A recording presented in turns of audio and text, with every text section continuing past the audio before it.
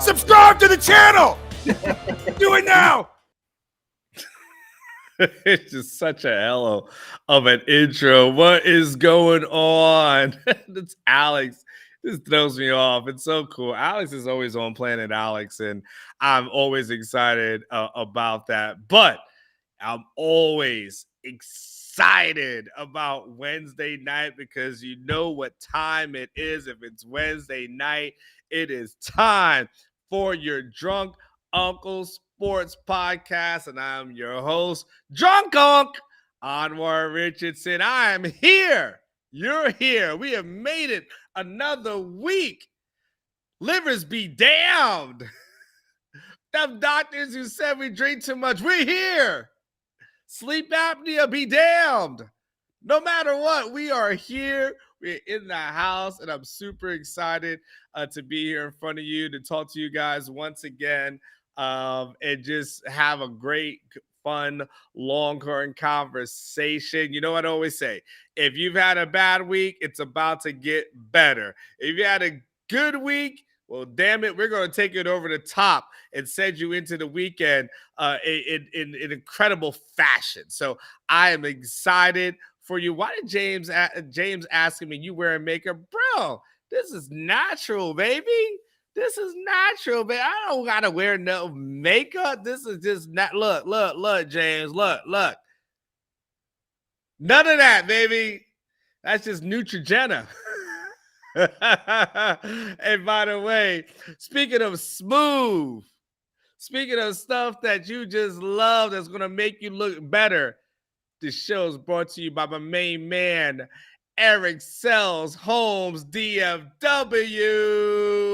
That's right, baby.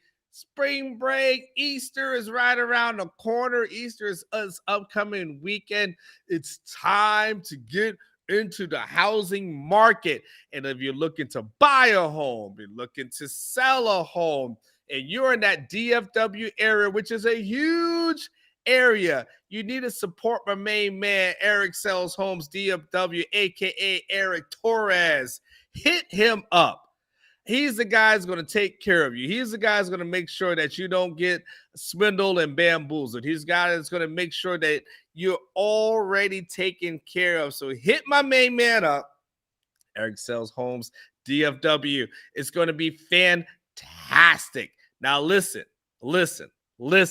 everybody, listen. Full attention. Unc put this out there several weeks ago, a couple of months ago, the possibility of doing this. And I threw it out there, just kind of threw it on the wall. You guys kept talking about it. You guys saying how excited you were about it, kept saying how you wanted this thing to happen. And then, I kept talking, and I said, all right. Finally have this thing secured. You guys, every single one of you, not only in the chat, but everyone who's listening to this thing, we're going to do it. We're absolutely going to do it. It has been solidified. The OB Happy Hour is going to happen, and I need you there. That's right, baby.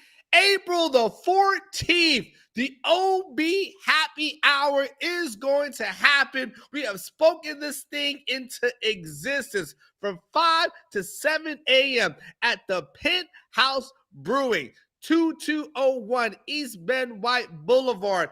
OB Happy Hour is happening. I need you there. I need you to come to Austin earlier. If you're in the Austin area, I need you to put this on your calendar. You've got nothing to do. Bring your date out. Bring your family out. In-laws, outlaws. OB Happy Hour is happening at the Penthouse Brewery. Again, April 14th, 5 to 7 p.m. Make sure you come. I want everybody there.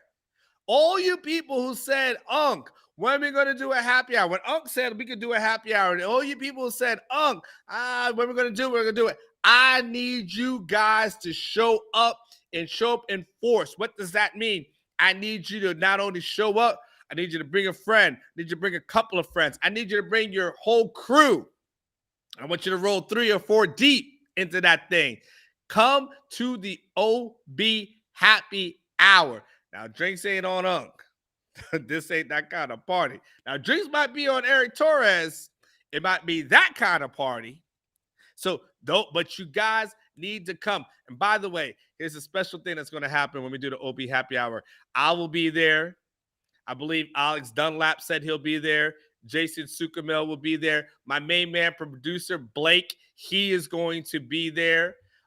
Keenan, our basketball writer, he is going to be there as well. I can't count for everybody else. I have to see if Jeff Ketchum shows up. He lives out in the Houston area, so I can't speak on him.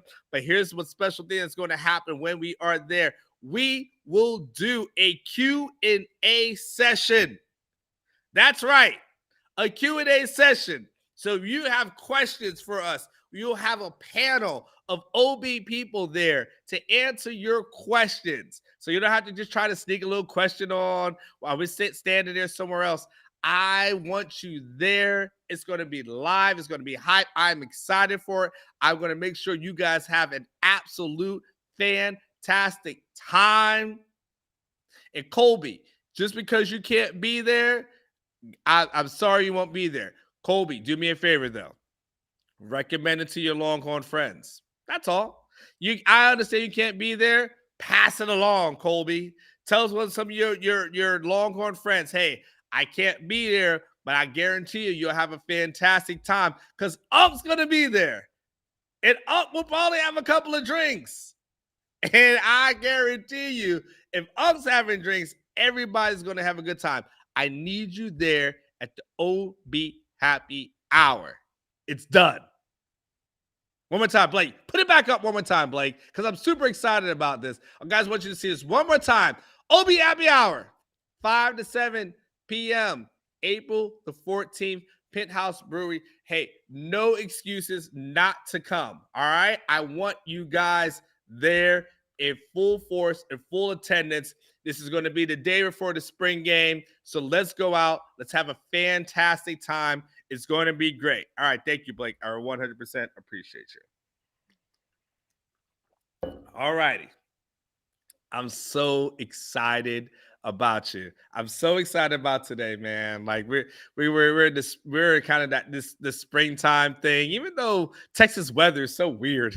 Texas weather doesn't necessarily make you feel like it's a springtime because one day it's a spring and next time you're right back into the winter. You don't really know what's going on. But yes, adjudicator, I will post it on Twitter. I'll make sure we get that thing taken care of. 100% doing it. And by the way, Cinco de Mayo, I'll tell you this. I definitely would do a happy hour in Dallas because I'll be in Arlington for Big 12 Media Days. But I need to make sure everyone shows up in Austin because I'm not going to try to do tour stops if everybody's not trying to do the one in Austin. If I can't get everybody here for the day before the spring game, I'm not going to get adventurous and try to do it at other spots. I'm not going to try to do Dallas and Houston and do tour stops and it's me and like 4 other people. I mean, I love the 4 people that show up, but you get what I'm saying, right? So let's make sure you guys show up here. And then if you guys show up here in full force, I promise Up will make tour stops all summer long.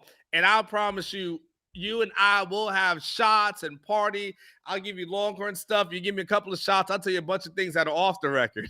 We'll have a great ass time. All right. So let's make sure we absolutely do that. I'm super excited about that. All right. That's going to be the last I say on the happy hour. Make sure you guys show up and do that thing. I'm now ready to talk Longhorn stuff. I'm really excited about the conversation topic that we're going to get into. And I started thinking about the topic, started thinking about the things that I want to talk about. And really, I wanted to make it more of a narrow focus today. So a lot of times I do a smorgasbord. A lot of times I just kind of go and talk about a lot of Longhorn things. But today I decided to myself, I'm like, I just want to keep it real specific, real kind of centralized because it's a real topic that I think is important for me, important that I think for Longhorn fans, and kind of the thing that I touched on a little bit on Monday, but I want to expand on a little bit more right now. Ryan says, can you shotgun with us? I'm still living like a college student. Ryan, I cannot shotgun with you. I got kids. I can't. I gotta pick and choose my battles, my man. So we gotta make sure we do that. And by the way, Richard from the Rogue Shop, I need you there at the spot, by the way. So make sure you show up. You text me, Richard. I'll make sure you're taken care of. I got you for tonight if you do show up. And if not, then I'll just buy some of your products. I want to start off the topic for tonight like this. I feel like in life, we often tell ourselves that something that we have is easy to replace. I feel like that's the one thing that we always have in life that we always kind of lean on and tell ourselves, like, whatever I have, the things that I'm doing, whatever I have, the things that I'm attached to, if I let it go or walk away from it, it ends up being very easy to replace.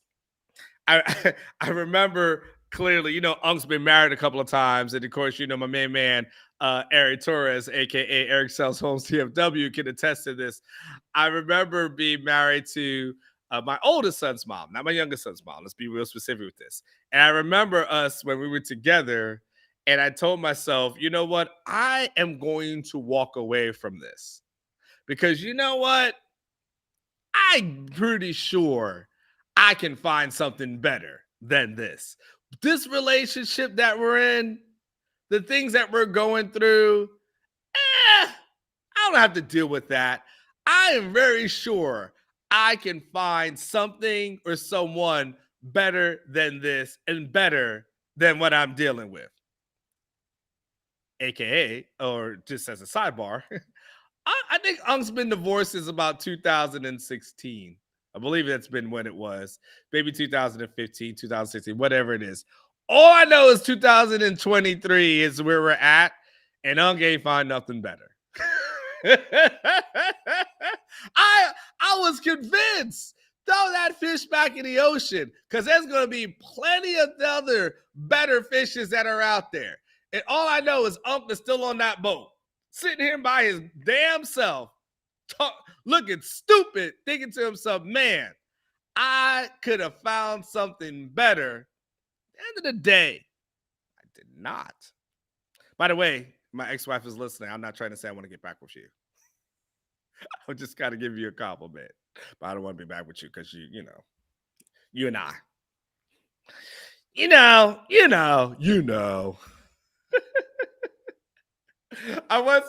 I was in Tampa, I had a sports editor. It was a high school editor. I did high school many years ago. And I had a high school editor that I really wasn't that fond of. Didn't really enjoy working for him. Just was like, I don't vibe with you. I felt like he was a little condescending at times. I just didn't enjoy working for him. And I told myself, I can't wait until I get an editor that's better than this person, essentially a boss that's better than the one that I'm dealing with. And it wasn't too long before finally I got a replacement. And I thought to myself, thank goodness, thank God I found someone who's going to be better than this one. This person's got to be better than the editor that I just had. And guess what? That editor was the worst editor I've ever had in my life. It was pure hell. I hated every moment.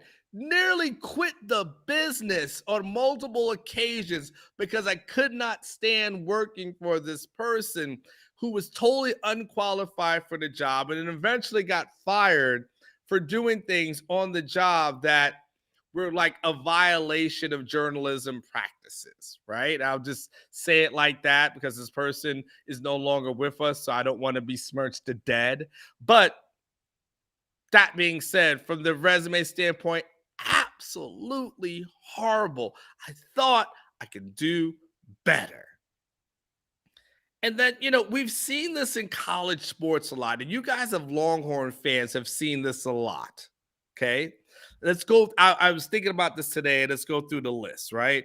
Let's think about players who you as Longhorn fans were you know, fans of, knew certain things of, were attracted to from a sports perspective, and things that these players who were in the program thought that they can do better.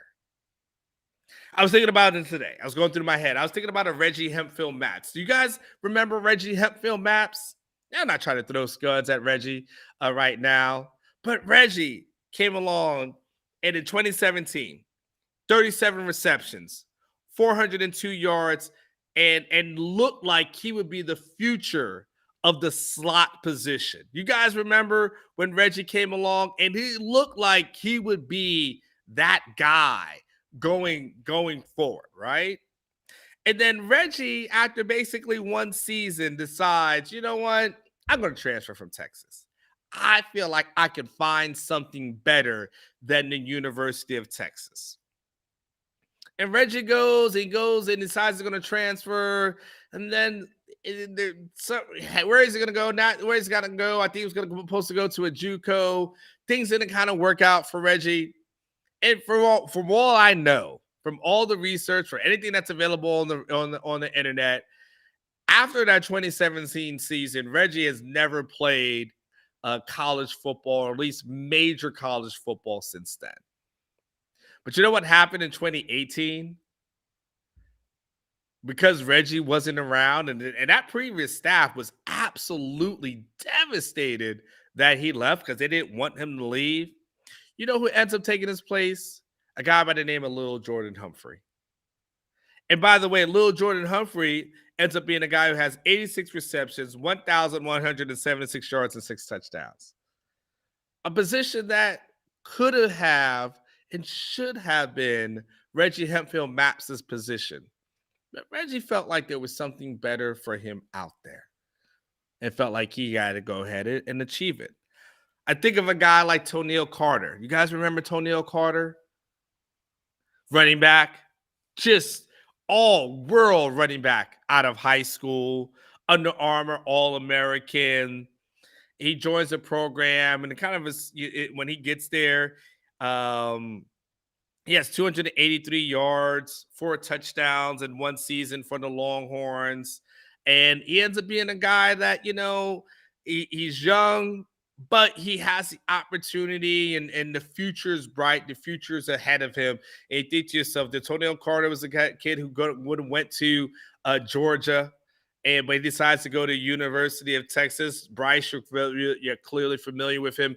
And Toenail, while he's here at Texas, he thinks to himself at some point, you know what? I could do better than Texas. There's a better situation that's out there for me. So Toenail decides to leave Texas. And it ends up being what's, right now, as we sit today, ends up being a bad decision, because he transfers to Sam Houston, and eventually he ends up at Sam Houston State.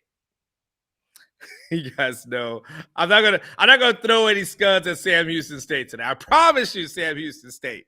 I know one day I'm gonna open up the door and it's gonna be one of those elephant dong. What is it? The elephant crap that you can send people. I know one day I'm gonna open up a package. I'm gonna get it from Amazon. It's gonna be elephant crap, right? Because it's gonna be from some Sam Houston State alumni, right? But he goes out to Sam Houston State, and they say basically, I looked it up in the season opener. He rushes for 106 yards and 3 touchdowns. And then the next week, or the next couple of weeks, he only has 14 carries in 8 games. At the end of the day, we don't really hear much of Toenail Carter. It just kind of ends up being one of those, what could have been kind of thing, You guys remember Eric Fowler, 5-star out of Austin? He's another guy. I mean, he was a stud. Eric Fowler, 5-star linebacker. I mean, you guys all remember everything about Eric Fowler and how amazing that he was in high school. And he gets here at Texas. And he's just waiting. He's a guy that's just got to wait his time. and see what happens, right? And there he is, Eric Fowler. And after about like a year or so at Texas, Eric Fowler decides that he's going to transfer because he's got to fit. He feels like there's something better for him that's out there. There's something while this is cool, there's something better that is out there. Bryce says he just graduated this past fall and still playing. Okay, Bryce, but I appreciate the update. There's just not a lot that's out there. And again, with like Kenny is saying, glad he's doing well, but we still kind of wonder. You would have to admit, Bryce, what could have been, because you thought there was something else out there. At the end of the day, could he have been the number 2 guy to Bijan as opposed to Roshan? We don't know. Here we'll never know, because he thought that there was something else better out there. Eric Fowler is another guy. He gets here to Texas, 5-star guy. He's here. Many reasons why he had to leave, or he felt the need to leave. And he leaves. He goes to Sam Houston State, goes from linebacker to defensive end. And he gets there, and and overall he has a good year. The first year is not too bad. It's a really good year.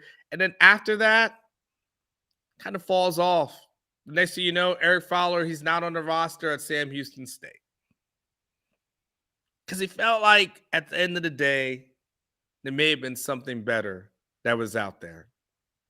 What are you talking about, Unc? What are you getting at? What are you talking about? Like, where are you going with this whole thing? Where are you going with the blast down the pass type of thing, right? And what's up, Tom G? Where I'm going with it is this. A lot of times you think you have something and you're like, that's good.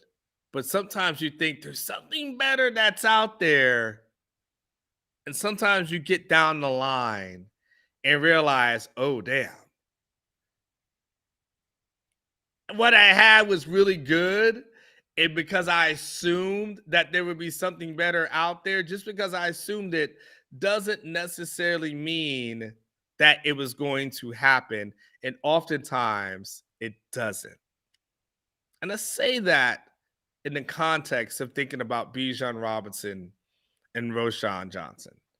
Because a lot of times in the conversation that we've been having in this offseason, there's been a lot of people who have said, you know what? Those guys are good, but there's something else better that's out there. And we're not so worried about what we have or what we're losing because we have something better. And I'm saying, not always. Because history has proven to us, and history has shown to us that sometimes when you think that there's something else better out there, there really isn't. And there may be something that's good, but it may not replace what you had at one point. See that single ring on here? You get what I'm saying? Think about the case of Bijan Robinson. I'll bring him up. So think about Bijan. I'll start with Bijan. And I'll go to Roshan, because I think those two will be synonymous and really important to put out there. And here's some stats that I want to give to you guys. So Bijan rushes last season for 1,622 yards, 18 touchdowns. He also had 314 receiving yards and 2 touchdowns last season. Okay. Roshan has 563 rushing yards and 5 touchdowns, plus 128 receiving yards and 1 touchdown. So combined, they combined for 2,185 rushing yards and 23 rushing touchdowns. Texas last season, get this. Texas last season finishes with 2,446 rushing yards, 29 touchdowns. That's what they finished with last season. So what does that mean from a stat perspective? That means that Bijan Robinson and Roshan Johnson, just to simplify it, were responsible for nearly 90% of Texas's rushing yards last season. Bijan and Roshan responsible for nearly 90% of Texas's rushing yards last season. Now, let's go a little further.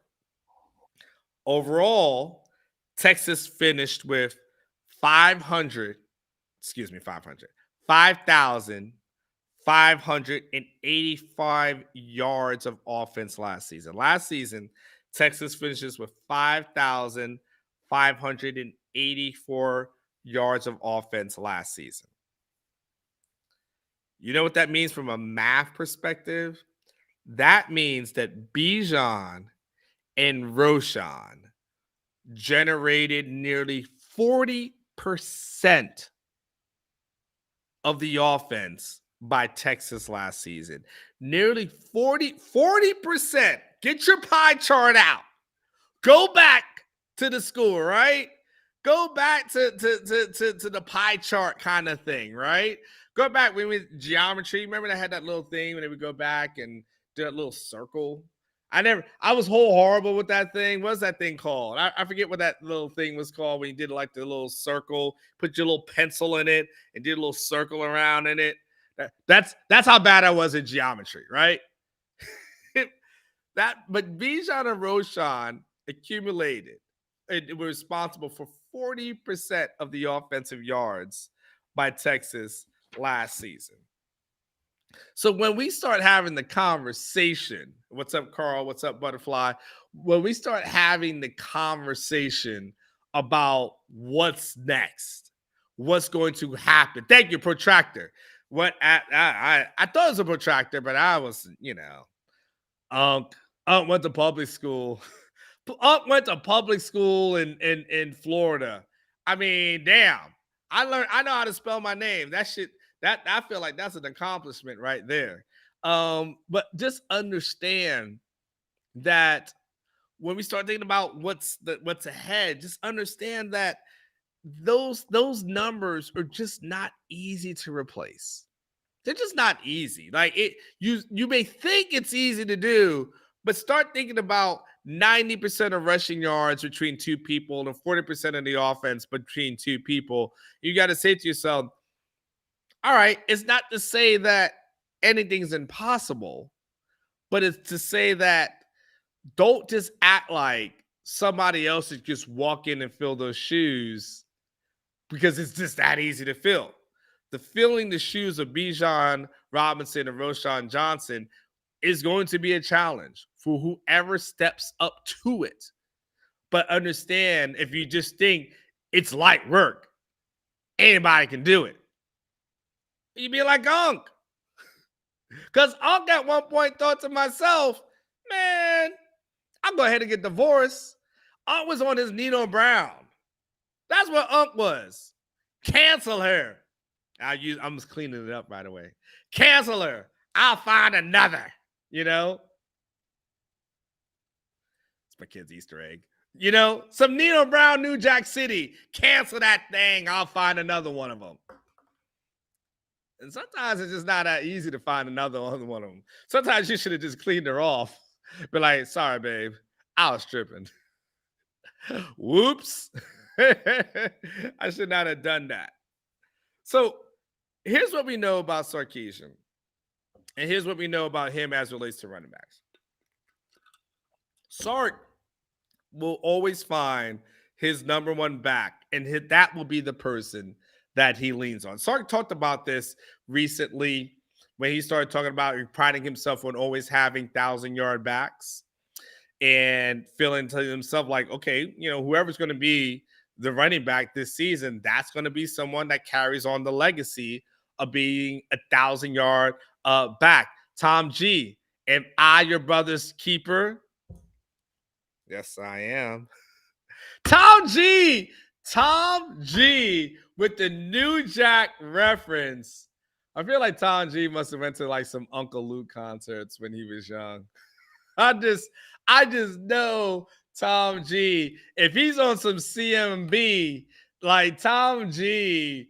absolutely went to like a Luke concert. I mean, Tom G's from Texas. Or at least he's a parts from Texas. I know he went to some Mum B and other kind of stuff. But I feel like Tom G might have attended a Uncle Luke concert at some point. So let's look at Sarkisian's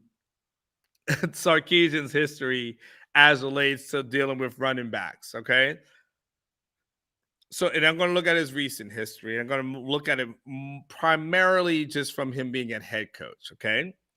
2022, it's got Bijan Robinson, as you guys already know, right?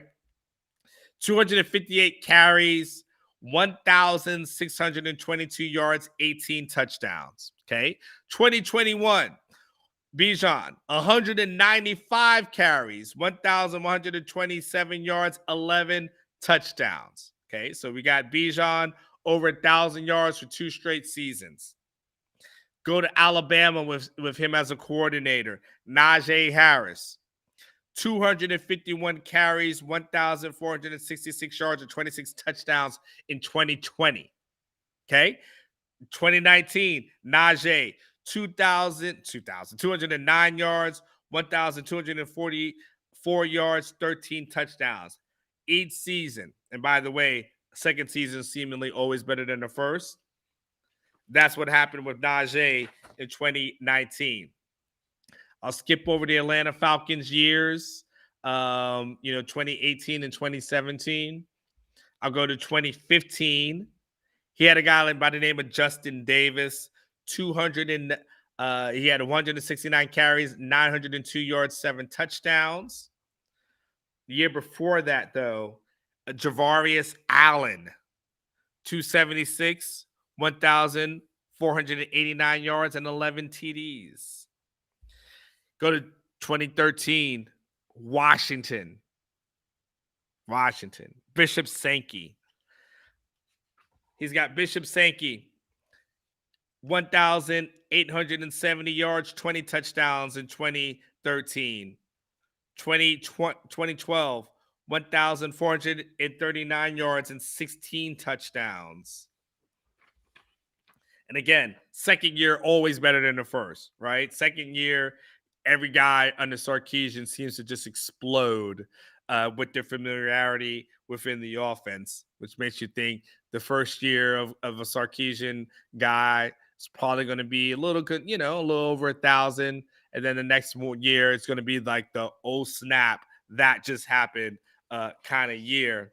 2011, Chris Polk, 1,488 yards and 12 touchdowns. 2010, 1,415 yards, 9 touchdowns. Chris Polk, very consistent throughout his career. That's kind of where we are as relates to Sarkisian dealing with the running backs. And so I say it all, where are we going with all this? I say it all to say that when we have the spring game that's going to be upcoming, and what's up, Brownsville, Texas, Arnaldo? By the way, what does Carl say? He said Gainesville. So I'm a Florida guy, so I just got to look this up. I'm in Gainesville, Florida, ATM. It's true. They need to step up. Okay. Thanks, Carl. I don't know what the hell the conversation is going on there, Carl. But props to you for being from Gainesville. But you're not from Lakeland, Florida. So therefore, you just are always going to be second best because if you're not a Dreadnought, I don't know what you are in the state of Florida. But what I'm saying and what's so important about what I am saying is this. The running back battle for the next couple of weeks and then into the offseason is going to be crucial. Because the person that wins this running back title, as you can see from Sarkisian's usage, that's going to be a person that's going to get the bulk of carries, and that's going to be the person that Sarkisian leans on, and that's the person that more likely goes to the NFL. And so what's fascinating to me of when I think about the running back battle and everything that's occurring within that running back battle, everyone wants to talk about Jonathan Brooks. and what Jonathan Brooks, did last season in practice, and what Jonathan Brooks has been, at certain times, and how he flashed in the bowl game, specifically from a receiving perspective, more so than anything else. Everyone's talks Jonathan Brooks, but the person that's made the most noise, the person that is the one that everyone's looking towards at this moment, especially within the building, is Jaden Blue. And I know there are Jonathan Brooks folks out there who will fight you. You told Jonathan Brooks, person, a Jonathan Brooks fan, that Jonathan Brooks ain't going to be the Earth, Moon, and Stars, and they are not trying to hear it. They're looking at you on some fight stuff, right? It is not to say that Jonathan Brooks won't end up being all those things, right? Because Jonathan Brooks is pretty damn good. But Jaden Blue is the guy that's getting the first team reps, and Jaden Blue is a guy that is the person that Sarkisian and people within the building are talking about. Like, Jaden Blue ends up being that guy at the moment. The moment is important. And here's the thing that's important about those moments, because in this staff, and the Sarkisians kind of mentioned this thing, he has said, like, hey, running backs, the way for me to accurately judge them is that they have to go live. I got to be, you got to be able to see, how does that guy do? When you got the ball, is he getting that thing knocked out, or is he able to kind of hold on to that thing, right? You've got to be able to see how they react, how they be able to run through the tackles. Like, those things are important, to the assessment, because you can't have guys out there who are putting the ball on the ground. That's the easiest way to get on the bench. And he loves what he's seeing from Jaden Blue. Here's what Sarkisian recently said. He goes, I thought Jaden Blue had a nice scrimmage. I asked him about this early this week, and asked him about the past Saturday scrimmage. And he goes, he made some plays, especially kind of on the perimeter. He's a very explosive athlete. And then he also mentioned Savion Red. He goes, I thought Savion Red, from a position change standpoint, showed physicality that is encouraging. Savion obviously played receiver a year ago. We know he's gifted as a receiver, but really starting to run between the tackles, which is what he did in high school, kind of a wildcat quarterback, and that's been encouraging. And then he's talked about a little bit about Cedric Baxter. And he talked about that scrimmage. He said that was something that was good for him. He said his first couple of plays were plays that he's not going to always say those are my best plays at Texas. He kind of struggled early on, but then settled in and made some plays as the scrimmage went on. So Friday, this upcoming week, when we get back out there in game in a similar format, it's going to be big for him to take that step of, okay, now I'm comfortable with what we're doing, and then start to see more of him and what he's capable of doing. If you decode that, what that means is he liked everything that he saw from Jaden Blue. He liked what he saw from Savion Red. And then he's understanding that Baxter is young, and he's hoping the mistakes that he made at the first scrimmage are going to be mistakes that he doesn't make this upcoming week. And then when he was asked about Jaden Blue as his progression in areas of potential improvement, this is what he said. Because I think naturally for a young runner, when you come in, it's how much can you learn from the guys in front of you. We look at Bijan, we look at Roshan, and then you look at Keelan and his approach to it. I think there's a level of maturity that those guys played with. I think Jaden really has matured in his time here. And he goes where it's not just about one play. It's about a complete body of work, game by game, scrimmage by scrimmage, practice by practice, and then growing from it. Some mistakes are going to occur, but then how do you reset and recalibrate and then go do it again? The next carry or the next route or the next protection. That's where we've seen a ton of growth in him, and that's what's needed. Every run is not going to be beautifully blocked with a huge hole, and it's a gain of 50 yards. Sometimes you got to go get a dirty 3 or 4 yards, get back in a huddle and try to do it again. I think that's the level of maturity that we're looking for from him. So what does that mean? It means that we need to pay attention to this upcoming Friday and what happens in that scrimmage. And then we need to pay attention to the spring game and how he performs in that scrimmage.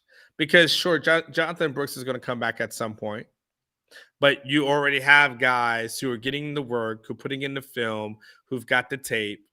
And then Brooks is going to have to be a person that catches up a little bit later on. And Brooks doesn't have a huge body of work where he can lean on and say to himself, hey, I did this before, therefore I'm good going forward. No, he's going to have to be a person that's going to have to play a little bit of catch up. And Blue is the guy that's currently in the lead, and he's the guy that everyone's going to have to catch up on. So, all that being said, keep an eye on the running back battle. Keep an eye on Jaden Blue. Keep an eye on everything he's doing. Baxter is a person who they understand he's been young. He's making a little bit of mistakes. But Blue is a guy that seems to be the number one guy. Brooks is the guy that's coming behind him, that's going to have to catch up and then go ahead and surpass him. It's important. It's an absolutely important thing because you listen, if you think replacing Bijan, back to what I said before, if you think replacing Bijan and Roshan is just an easy task, let me tell you, it's not.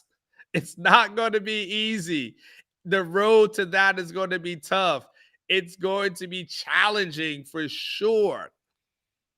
But if these guys are doing this, they're doing the damn thing now, showing out now, expressing certain things now, and winning over the staff now, which is something that Jaden Blue seemingly is doing at this moment.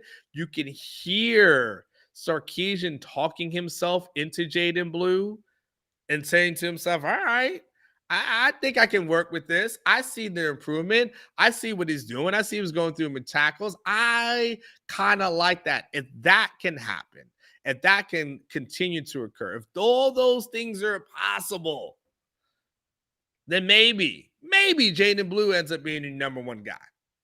Again, it's early. We're still in spring. We still got a couple of weeks to go, but we will definitely see what happens as time goes on. Arnaldo, I'm glad you like the hat. For everyone else, I am glad you have stayed tuned. We made it a little bit shorter tonight because I want to make sure you guys go ahead and enjoy the rest of your spring vacation that you guys are on. You guys got kids at home. They got to be here. They got one more day of school, and they're home on Friday and Monday and everything like that. So Blake and I decided we're going to go ahead and condense this thing just a little bit at this moment. So make sure one last time you check out my main man, Eric Sells Homes DFW. If you're looking for a home in the DFW area, check my main man, Eric Torres, out. Don't forget about the OB Happy Hour at the Penthouse Brewery on April the 14th from 5 to 7 p.m. But for my main man, Blake, for everyone at Orangebloods, Jeff Ketchum, Jason Sukamel, who's about to celebrate his 50th birthday. So you guys make sure you tweet at him tomorrow and tell him happy 50th, old ass man. Don't be mean because I won't be far behind him. For Alex and everyone else at the OB staff, you guys have a fantastic evening. Always remember what I say, live each day like it was your last, because one day it will be, and we'll see each other